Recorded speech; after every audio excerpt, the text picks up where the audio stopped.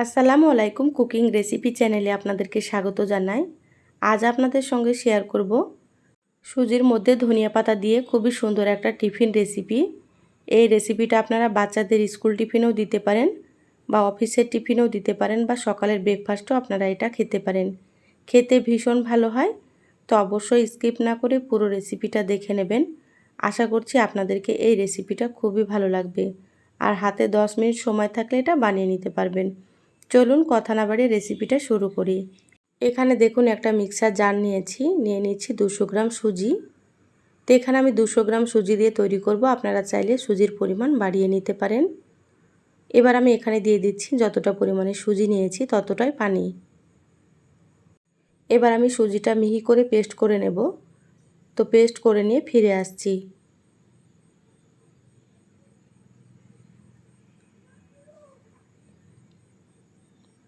দেখুন সুজিগুলো পেস্ট করে নিয়েছি একেবারে মিহি করে, আপনারা হয়তো দেখেই বুঝতে পারছেন। এবার আমি একটা মিক্সিং বোলে ঢেলে নিচ্ছি।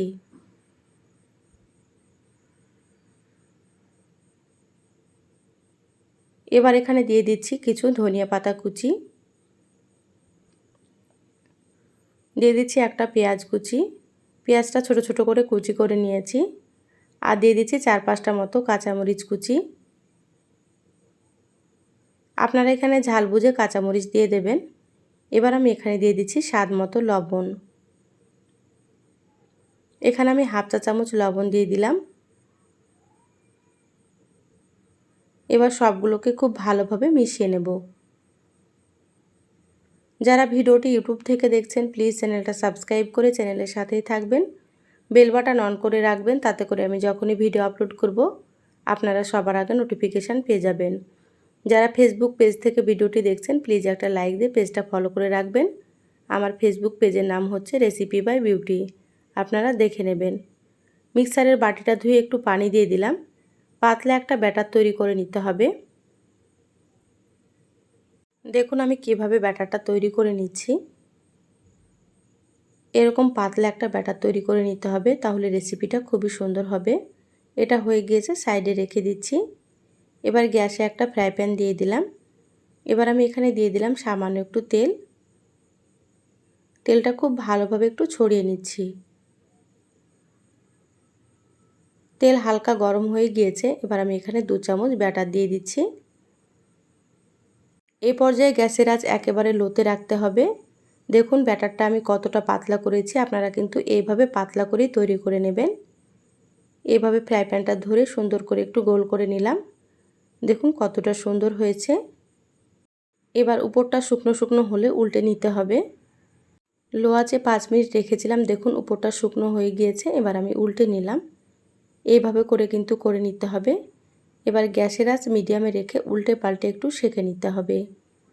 এটা তৈরি করা কতটা সহজ আপনারা হয়তো দেখেই বুঝতে পারছেন, আর খেতে কিন্তু ভীষণ ভালো হয়।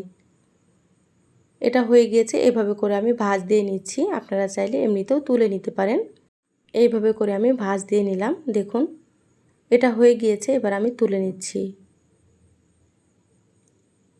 আপনারা এইভাবে ভেজে নেবেন। আবারও আপনাদেরকে একটা ভেজে দেখাচ্ছি। যারা ভিডিওটি দেখছেন একটা লাইক দিয়ে ভিডিওটি কন্টিনিউ করবেন। আপনাদের একটা লাইক পরবর্তী ভিডিও বানাতে আমাকে অনেক উৎসাহ জাগায়। দেখুন ফ্রাই প্যানে তেল দিয়ে হালকা গরম করে নিলাম। আবারও দিয়ে দিচ্ছি 2 চামচ ব্যাটার। এটা দেওয়ার সঙ্গে সঙ্গে এভাবে করে একটু ঘুরিয়ে নিতে হবে, তাহলে কিন্তু সুন্দর মতো এটা হয়ে যাবে। আমার চ্যানেলে আরও অনেক টিফিন রেসিপি আছে, চাইলে আপনারা রেসিপিগুলো দেখে আসতে পারেন। কিছু রেসিপির লিংক আমি আই বাটনে দিয়ে দেবো, আপনারা সেখান থেকেও দেখে নিতে পারেন। দেখবেন রেসিপিগুলো ভালো লাগবে। দেখুন সুন্দর মতো এই পাশটা হয়ে গিয়েছে, আমি উল্টে নিলাম। এবার উল্টে পাল্টে ভেজে নিচ্ছি। দেখুন এটা হয়ে গিয়েছে, আবারও আমি এইভাবে করে ভাঁজ দিয়ে নিচ্ছি। আমি সবসময় আপনাদেরকে সহজ রেসিপিগুলো দেখানোর চেষ্টা করি। তো আমার রেসিপিগুলো কেমন লাগে অবশ্যই চ্যানেলের কমেন্ট বক্সে জানাবেন। আপনারা কেমন রেসিপি দেখতে চান সেটাও জানাবেন, আমি চেষ্টা করব আপনাদেরকে সেই রেসিপিগুলো দেওয়ার জন্য। দেখুন সবগুলো ভেজে নিয়েছি, আর কতটা সুন্দর হয়েছে দেখুন। এগুলো খেতে ভীষণই ভালো হয়। তো অবশ্যই আপনারা এভাবে বাচ্চাদেরকে স্কুল টিফিনে বানিয়ে দিতে পারেন। বাচ্চারা কিন্তু মজা করে খেয়ে নেবে, এতটাই সুন্দর হয় খেতে। বা আপনারা অফিসের টিফিনেও কিন্তু এগুলো বানিয়ে দিতে পারেন। হাতে মাত্র 10 মিনিট সময় থাকলে আপনারা এগুলো তৈরি করে নিতে পারবেন। দেখুন আপনাদেরকে ছিঁড়ে দেখাচ্ছি কতটা নরম তুলতুলে হয়েছে। তো সহজ রেসিপিটা কেমন লাগলো অবশ্যই চ্যানেলের কমেন্ট বক্সে কমেন্ট করে জানাবেন। সবাই অনেক বেশি ভালো থাকবেন, সুস্থ থাকবেন। দেখা হবে আবারও নতুন রেসিপিতে। ধন্যবাদ সবাইকে। আল্লাহ হাফিজ।